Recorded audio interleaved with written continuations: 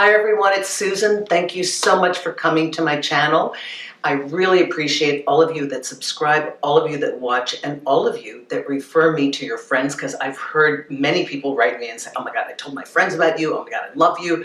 Thank you so much, because it really, it gives me wings, honestly. It really does encourage me and keep me going.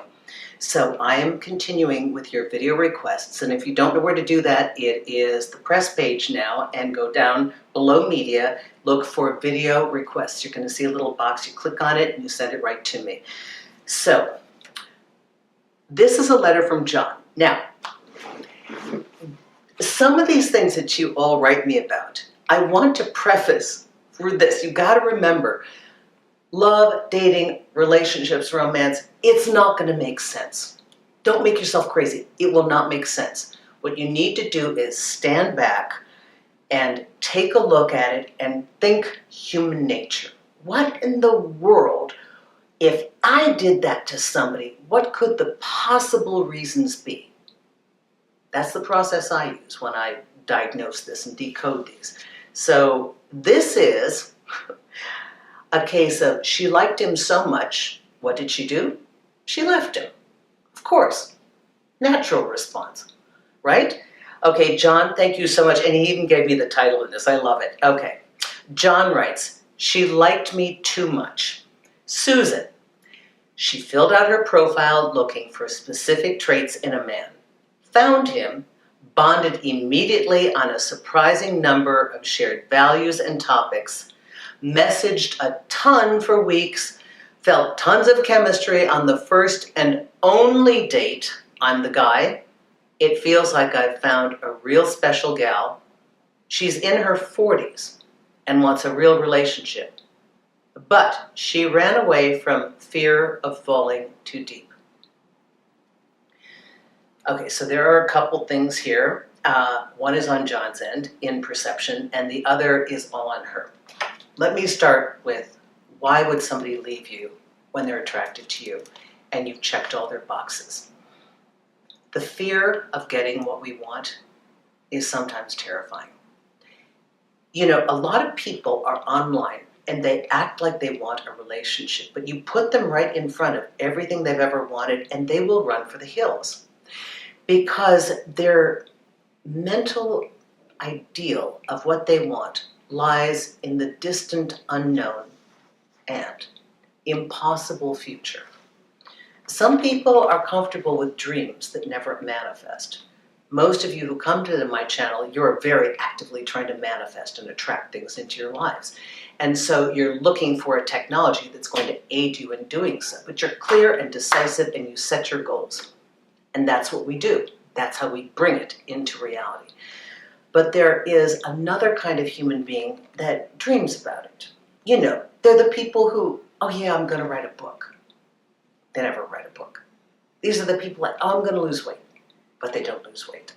So if you start to look at the overall design of human nature, you will see that there is a pattern. John, you didn't get a chance to hang with her long enough. Unfortunately, you are doing the same thing in a way. You're thinking that she's perfect and you're scratching your head. She's not perfect. She is the woman who is telling her friends that she's going to write a book and doesn't, or saying, on my bucket list is Singapore. I've got clients there, I kind of want to see it, it sounds kind of cool, haven't gotten there, but I will, okay, because we are the kind of people that if we say we're going to do something, we are going to do it. It's just a matter of timing, getting over there, blah, blah, blah. So if I say I'm writing a book, I'm writing a book. If I say I'm doing a TV show, I'm going to do a TV show. But there are people that don't, and this is what you're looking at. So understand that getting what we want can be terrifying. In the unknown, maybe forever, never quite get it, I'm comfortable dreaming about it. But when it comes to me, I'm uncomfortable. Now, the part number 2, and I'm sure you all heard it, the one date. You know, all of this could be a very nice thanks but no thanks. You're perfect, you're wonderful, it's everything I wanted, but I'm afraid. It could just be a polite goodbye. A dear John, excuse me, John. But, you know, if you've only had one date and there's something very wrong here. Another part of us dating and getting to meet somebody is that we have very little true information to go on. We have the person that they're presenting online in their profile. We have the words that they say they think they want. We have the person that we meet, that is the initial presentation of who they're going to be, the honeymoon period, the best self, the facade that they're able to continue putting on this mask. And then there is the person that we finally discover month 4, nothing like any of the above. Or maybe they're exactly like who they are. That's very refreshing. On your end, John, don't assume that she was every one of your boxes. And don't assume that it's something wrong. But human nature has some very odd twists and turns that seem against what we claim we want. Don't bother to get confused and go down a rabbit hole trying to figure out what doesn't make sense. It's just not worth it. The best thing to do is to move on.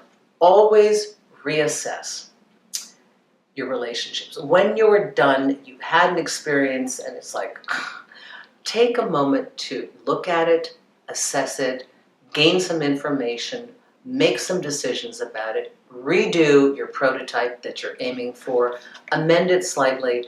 In this case, John, if I were you, I'd be saying, hey, you know what? Next time I meet somebody and I tick all their boxes, I'd like them to be ready, willing, and able to enter a relationship. I hope this helps you. Thank you very much. Thank you all of you who come to me on Magnify, the on-demand, by-the-minute consultation system. Free download on either Google Play or on iTunes. And those of you who book an all-day session with me, here in New York, I take you to the premier private club. I love my private club.